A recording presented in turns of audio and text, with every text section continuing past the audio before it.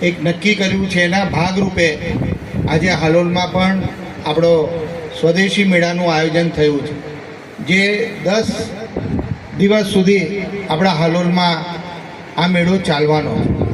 એમાં સૌને વિનંતી કરું કે હાલોલમાં વધારેમાં વધારે લોકો આનો લાભ લે અને આપણે મેળામાં આવીશું તો આપણને ખબર પડશે કે આપણી કઈ વસ્તુ હાલોલમાં બને છે। ઘણું તો આપણને પણ ખબર નહીં હોય કે હાલોલમાં કઈ વસ્તુ બને છે।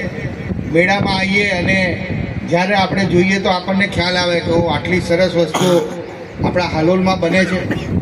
અને ઘણીવાર એવું થાય, આપણે માર્કેટમાં લેવા જઈએ, માર્કેટમાં ઓર્ગેનિક પ્રોડક્ટ હોય, આપણે પૂછીએ કે ભાઈ પ્રોડક્શન ક્યાંનું છે, તો કે હાલોલનું। પછી આપણે જોઈએ ત્યારે આપણને ખબર પડે કે હાલોલની GIDCમાં આ બને છે। એટલે વધારેમાં વધારે લોકો એનો લાભ લે।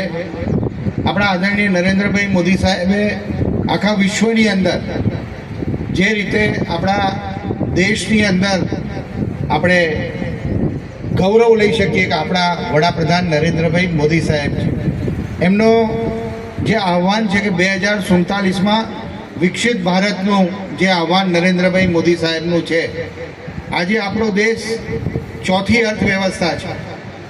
આજે જ્યારે નરેન્દ્રભાઈ મોદી સાહેબે દેશનું સુકાન સંભાળ્યું ત્યારે આપણે 11મા ક્રમે આપણો દેશ હતો।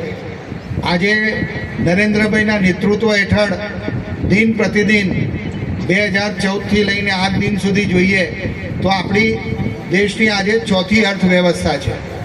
અને મોદી સાહેબનો સંકલ્પ છે કે 2047માં કેવી રીતે આપણે પહેલા નંબરે આવીએ। એટલે એની અંદર એક દેશવાસીઓનો સહકાર મળે તો આ કંઈ અશક્ય વાત નથી। આજે જે રીતે આપણે જોયું ભૂતકાળમાં કોરોનાની અંદર જે રીતે આખા વિશ્વની અંદર કોરોનાની પરિસ્થિતિ હતી, કોરોનામાં આખા વિશ્વ પાસે દવા નહોતી, આખું વિશ્વ લાચાર હતું, અને ત્યારે આપણા દેશમાં આપણા નરેન્દ્રભાઈ મોદી સાહેબે વૈજ્ઞાનિકો સાથે તબક્કાવાર બેઠક કરી, આપણે જોયું હતું મીડિયામાં। અને જે રીતે કોરોના માટેના ઇન્જેક્શનો, કોરોનાની દવા એ ખૂબ ઝડપથી આપણા દેશે બનાવી।